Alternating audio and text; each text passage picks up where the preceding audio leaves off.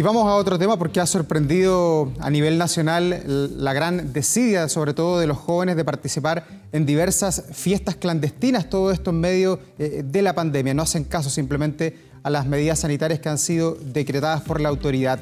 ¿Cómo se explican estos comportamientos, principalmente protagonizados por jóvenes? Lo vamos a analizar de inmediato con Paula Repeto, académica de la Escuela de Psicología de la Universidad Católica, a quien saludamos. ¿Cómo estás, Paula? Muy buenos días. Hola, ¿cómo estás?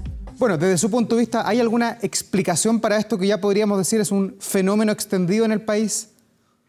A ver, estas cosas que pasan, no es raro que algunas personas no cumplan las normas. Yo diría que en general es una minoría de las personas, pero el problema es que muchas veces, y es lo que las divulgamos y las promovemos paradójicamente, en la medida que en los medios de comunicación se hable más de las fiestas que ocurren, uno le hace como un zoom, y las fiestas que pueden ser las primeras fiestas que eran poquititas, ahora son mucho más y se ven como mucho más grandes y se van promoviendo y hace que muchas más personas y muchos más jóvenes empiecen a participar en las fiestas clandestinas. Tiene el efecto contrario, digamos. Si es que nosotros tendemos a mostrar algo con mucha frecuencia, estamos transmitiendo que esa es la norma conductual, cómo debemos comportarnos y las cosas que debemos hacer. Y lo más complicado también, como nosotros tendemos a ser mucho más sancionadores y castigadores, lo que ha pasado que entre que se arrancan y no dan información para hacer la trazabilidad, que es sumamente importante, hacen que las personas se nieguen a entregar esa información, porque lo más probable es que los van a castigar a ellos, van a castigar a otros cercanos. Entonces tiene el efecto no deseado. Si ustedes me preguntan, yo trataría de mostrar a las personas que tienden a cumplir, a pesar de que encuentren dificultades, más que mostrar estos otros, que tiene el efecto contrario, lamentablemente. ¿Y por qué, sobre todo, los jóvenes tienen esta necesidad de desafiar la autoridad, un comportamiento que podríamos decir border en el mundo de la psicología? Más que desafiar, yo creo que ha habido también hay un grupo que lo va a hacer, y si uno ve, en general partieron más bien grupos de élite, que son gente que tiene más recursos y que efectivamente, si uno mirara el desafío a la autoridad o a la norma, en realidad lo que tratamos de que son las normas, que las ideas de comportamiento van desde salir de Santiago a pasar el año nuevo en circunstancias que probablemente no podíamos salir porque tú no tienes el permiso de vacaciones partido el 4 de enero y esto partió antes. Entonces tú tienes un grupo que efectivamente probablemente es una conducta más permanente en el tiempo, no es nueva, y por lo tanto si efectivamente participan en esta fiesta pero no les pasa nada, no tiene ninguna consecuencia para ellos, por supuesto que se mantiene esa conducta. Y si es que además se ve, el resto de la población lo vemos como algo que pasa y no tiene ninguna consecuencia negativa, probablemente vamos a seguir presentando esta conducta. Pero yo te insisto que la mayoría de la gente joven, nosotros de los estudios que hemos hecho, la mayoría de la gente está asustada, está preocupada, tiene una percepción de riesgo alta. Hay alguna institución educacional que de hecho empezaron a promover las actividades prácticas que estaban pendientes para sus estudiantes, y los estudiantes simplemente no fueron a clases porque están asustados, porque viven con alguien de riesgo. Entonces yo diría que la mayoría de los jóvenes tienen una conducta que es dentro de la norma para reducir el riesgo de contagio. Son estos otros que además cuando los miramos, los hacemos suma, entonces los 20 cabros pasan a se perciben como 200, 2000, y eso hace que uno promueva esta conducta. Entonces yo creo que yo miraría también el otro lado, la cantidad de gente que justamente cumple con la norma, que yo diría que son la mayoría de los jóvenes. Claro, pero ya no son casos aislados, Paula. Hemos visto lo muy mediático en Zapallara y en Cachagua, pero también hemos visto fiestas en el norte, en el sur, acá en Santiago. Sí. Hoy día en la mañana abríamos el noticiero con una fiesta en Villa Alemana. O sea, los casos están lejos de ser aislados, sino que a pesar de que salen permanentes en las noticias, las autoridades, las recomendaciones, recién entrevistamos al director de un hospital colapsado, la gente no hace caso. Hoy día prima el individualismo por sobre el colectivismo. ¿Por qué pasa eso? Bueno, una de las cosas que pasa, y por eso decía que cuando nosotros en los medios presentamos y hablamos mucho de las fiestas clandestinas, lo que se hace es promover las fiestas clandestinas. Esa es la norma que se está transmitiendo. Entonces, si yo la muestro mucho, yo también lo puedo hacer. Entonces hace que aumente la cantidad de fiestas y tiene el efecto contrario. Por eso yo creo que nosotros debemos promover las personas que de alguna manera ejecutan todas las conductas que se les pide para reducir el riesgo de contagio, de modo tal que mostremos esa conducta más y la reforcemos más. Nosotros tendemos a reforzar, al mostrarlo, estamos reforzando justamente la conducta que nosotros no queremos que se realice.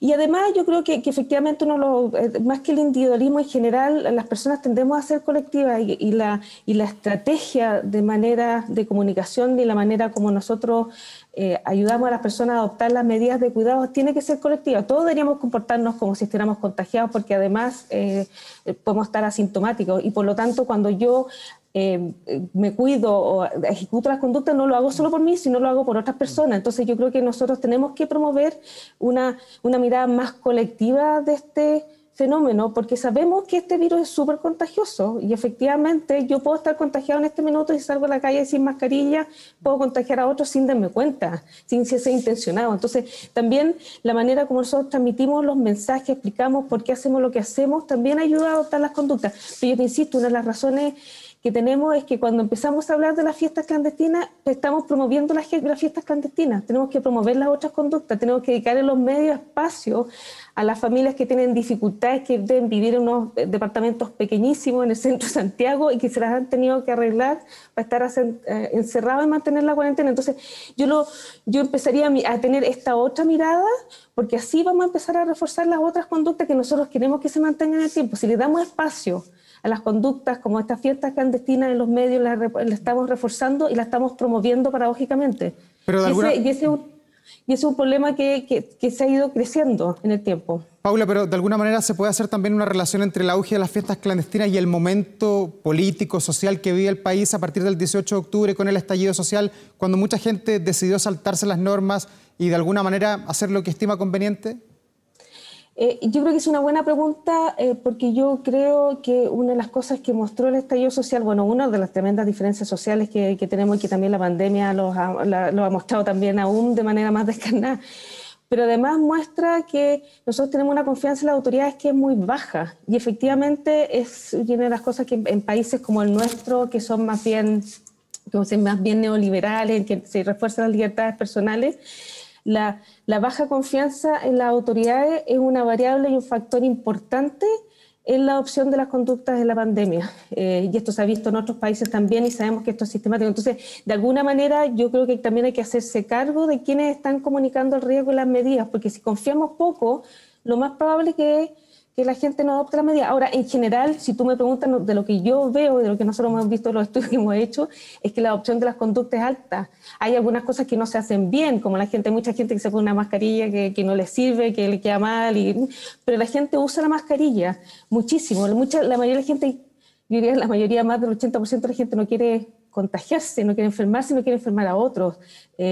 Pero más allá de pensar que nosotros nos saltamos las normas, yo creo que también hay un tema de cómo se ha hecho la comunicación de riesgo. Nosotros tenemos este seminario el viernes con algunos expertos y en este contexto una de las cosas que uno tiene que hacerse cargo es que la gente, qué es lo que tengo que hacer, por qué lo tengo que hacer y de qué me sirve, y ayudar a las personas que no tienen algunos recursos para adoptar estas medidas. Nosotros tendemos a castigar más que a reforzar la conducta positiva y yo insisto que si nosotros nos sentáramos y ayudáramos a las personas a adoptar las medidas, la gente lo hace, lo necesita.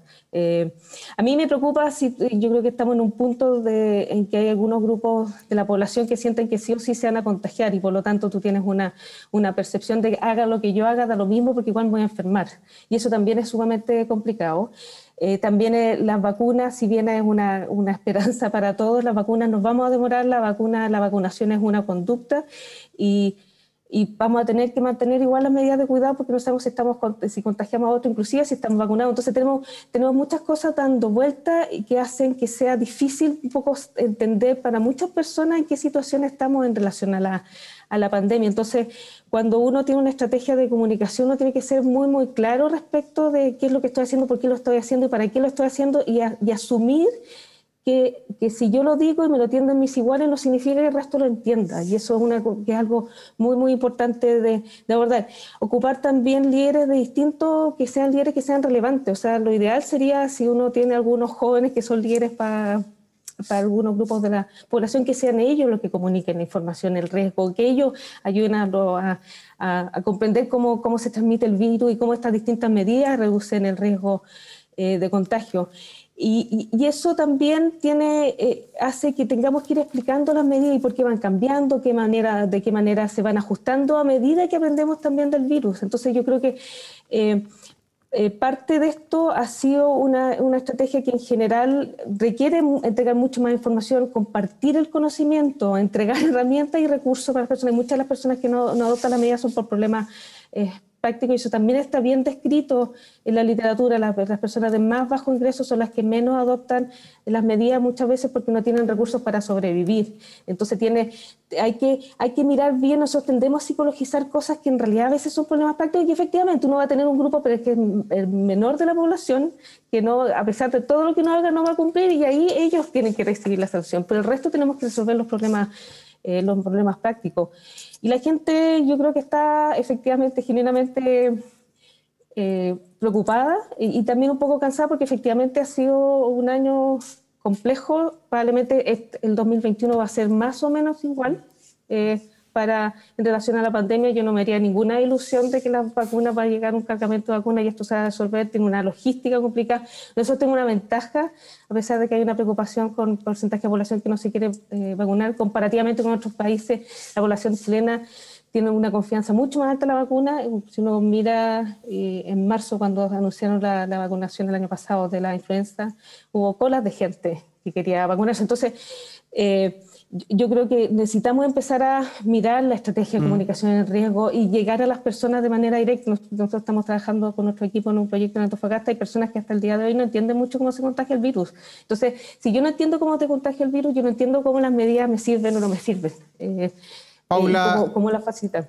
Paula Repeto, académica de la Escuela de Psicología de la Universidad Católica, muchas gracias por esta entrevista y ojalá que se puedan prontamente torcer las cifras. Ya van 2.500 personas detenidas en fiestas clandestinas en el país. Sí, pero muchas gracias. Yo le insisto, refuercen a los que cumplen. Yo le insisto que eso ayuda a cualquier cantidad, porque nosotros tendemos a mostrar las cosas que hacemos mal, y hay mucha gente que hace cosas que las hace bien.